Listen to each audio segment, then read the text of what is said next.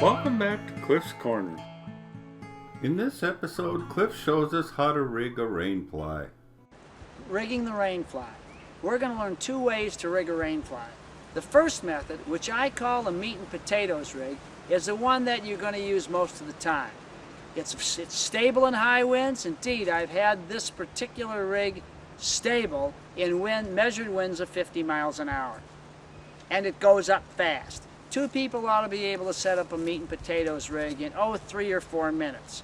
Then we're also going to learn to use an overlapping rig, whereby you can crowd a huge number of people underneath it, or if you want to, you can build a fire under it, one that won't smoke you out.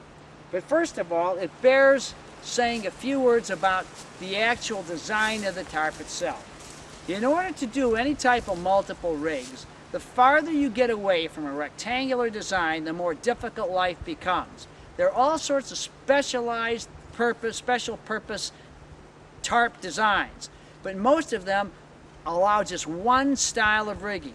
A rectangular rig allows you to set up this fly in a number of different configurations. By the way, I might say, if you can get a square tarp, you're probably better off than a rectangular one. Why? Because you don't have to worry about which is the long side and which is the short side. Though there are some tricks you can use to separate them. For example, in a rectangular fly, since you're going to put all these ties all the way down the end anyway, you can use one color ties down the long end and contrasting color ties down the short end. Then you can tell at a glance which is your short length and which is your long length. All right, we're going to begin by rigging a tight ridge line between two trees. If this were a full-size fly, this would be rigged right at head level. We're going to use the models to illustrate this simply because it's easier to photograph and you can see the entire layout at a glance. We're going to tie the leading edge of our fly to a ridge line. Most people don't do this. Most people just simply attach a cord to the corners and tie out to trees. This usually works well enough unless you get into a high wind situation. By securing the entire leading edge along a ridge line, you distribute the wind stress along a wide area and your tarp is a lot less likely to tear out. If you're going to be using a tarp in super high winds, and these are winds above 40 miles an hour, my advice is always use a ridge line.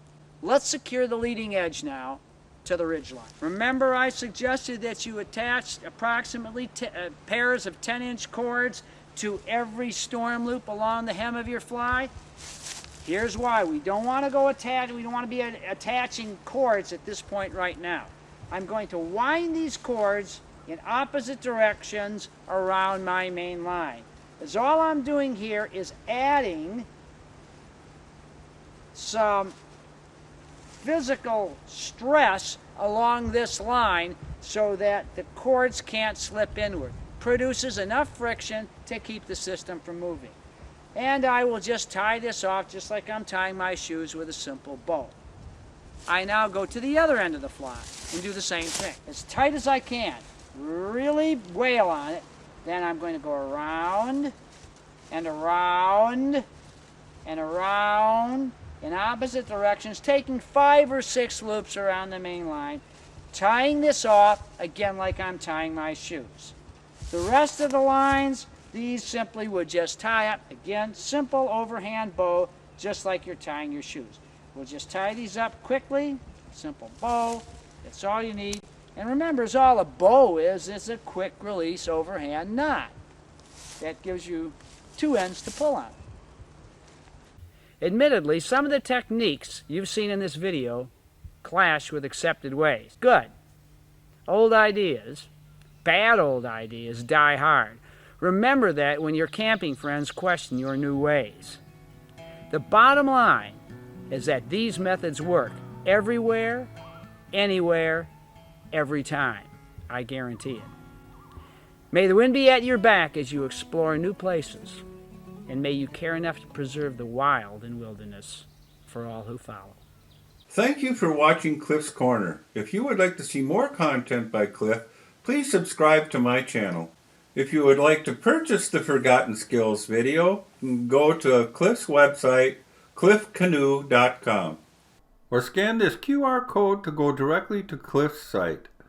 I want to thank Dan Nestor for permission to use his music.